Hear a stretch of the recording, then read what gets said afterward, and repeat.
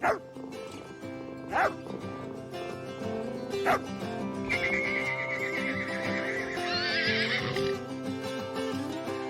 suis Laure Bonatti et je suis Mathilde Villon et nous sommes toutes les deux vétérinaires, consultantes en médecine du comportement.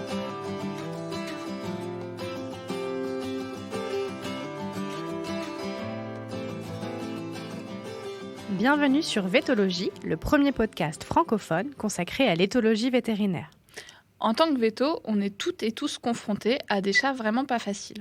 On a d'ailleurs généralement un code couleur sur nos logiciels pour prévenir tout le monde que le petit patient qu'on s'apprête à recevoir n'est pas toujours très coopératif. Ah, les fameux chats rouges. C'est clair que certains n'aiment vraiment pas le véto et le font très bien savoir. En général, d'ailleurs, ce sont des chats adorables chez eux. Mais une fois à la clinique, c'est une toute autre histoire. Et à tous les proprios, sachez qu'on vous croit que votre chat est un amour à la maison et que son comportement à la clinique s'explique très bien grâce à l'éthologie. Oui, Laure, je pense qu'il faudrait arrêter de catégoriser ces chats comme fous, tarés ou psychopathes et revenir à une description simple et basique. Disons-le clairement. Le chat qui agresse chez le vétérinaire, il a juste très peur. C'est son instinct de survie qui parle. Il agresse pour se protéger. Vous pouvez le voir à sa posture. En général, il est tout recroquevillé au fond de sa boîte, les oreilles en arrière, les yeux écarquillés.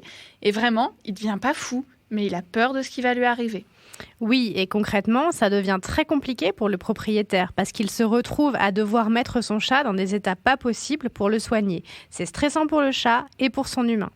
Déjà, rien que faire rentrer le chat dans une boîte de transport, pour certains, c'est un cauchemar.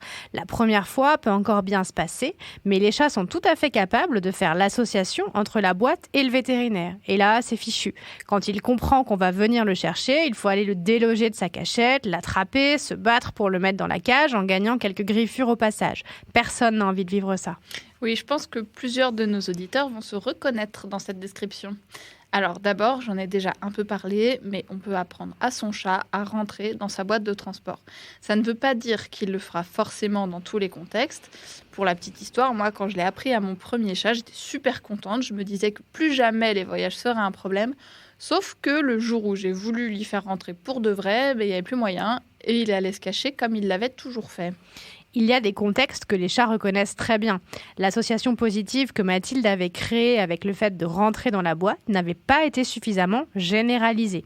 Par contre, quand son chat voyait une valise ou simplement se rendait compte que sa propriétaire préparait ses affaires, là, il reconnaissait parfaitement le contexte lié au voyage. C'est ça. Mais j'ai quand même pu, après avoir comme d'habitude rampé sous le lit, le faire rentrer dans la boîte un peu plus sereinement. On a ensuite pu retravailler l'exercice en multipliant un peu les contextes pour qu'ils se disent que c'était toujours une très bonne idée de rentrer dans cette fichue cage. Et le processus dont parle Mathilde, c'est la généralisation. C'est le fait qu'un apprentissage dans un contexte donné devienne valable dans tous les contextes. Ce n'est pas du tout une évidence pour tous les animaux, ça se travaille. Bon, mais si on n'a pas trop la fibre éducative, ou un chat qui s'en fiche des friandises, ou juste pas le temps, on peut quand même mettre des choses en place. Par exemple, laisser la boîte de transport accessible en permanence avec un coussin bien douillet dedans. On pourra aussi mettre la gamelle du chat à côté, puis progressivement, pourquoi pas, dans la boîte, pour qu'au moins le chat accepte d'y rentrer quand on aura le dos tourné. Peu à peu, le chat va trouver sa boîte confortable et peut-être accepter d'y dormir. Non seulement avec un peu de chance, le jour J, il sera paisiblement endormi dedans et il n'y aura plus qu'à fermer la porte, mais en plus, même si ce n'est pas le cas, il sera plus enclin à y entrer quand vous en aurez besoin. Dans tous les cas, on évite absolument de sortir la boîte au dernier moment en catastrophe et en essayant de surprendre le chat pour qu'il ne comprenne pas ce qui va se passer. Vous avez toutes les chances que ça échoue.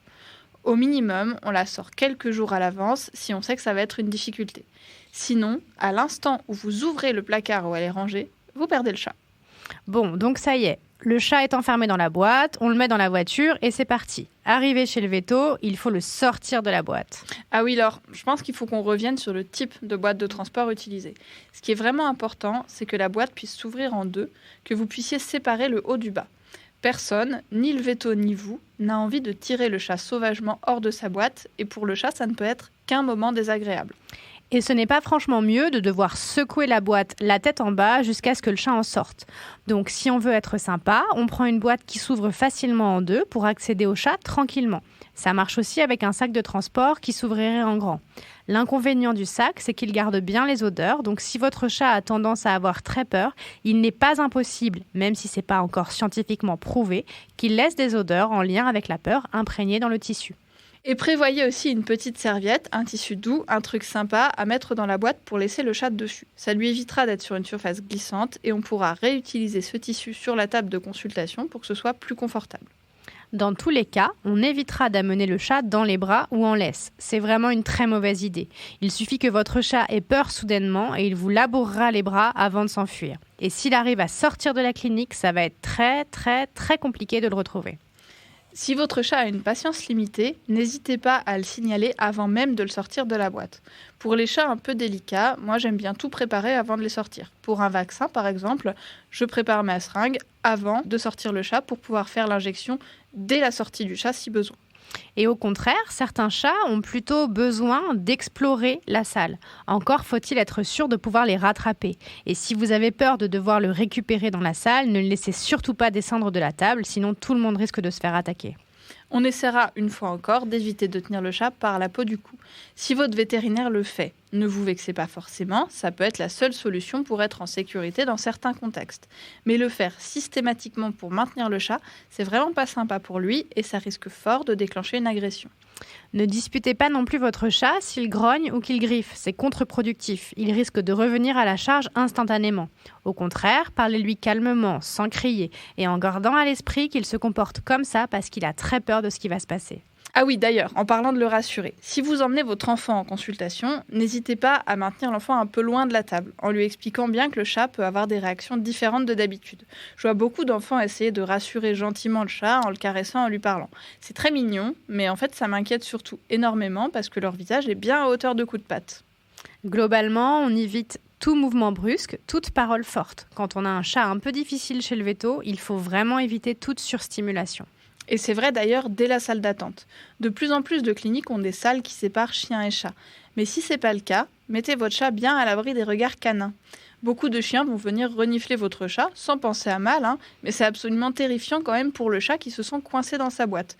On évitera même qu'il voit trop les autres chats s'il ne les aime pas. N'hésitez pas à garder la cage du chat en hauteur, sur vos genoux s'il n'y a pas de tablette ou d'étagère à disposition, pour éviter au chat d'être justement à la portée des truffes de chien. Et on peut aussi recouvrir la cage d'une grande serviette pour l'isoler le plus possible des stimuli extérieurs.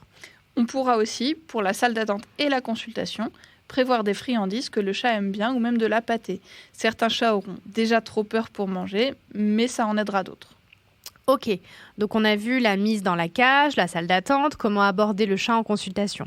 Malgré ça, certains chats qui se souviennent avoir eu un jour très peur ou très mal chez le vétérinaire, souvenez-vous, c'est le fameux processus de généralisation qu'on évoquait plus haut, vont anticiper et agresser d'emblée.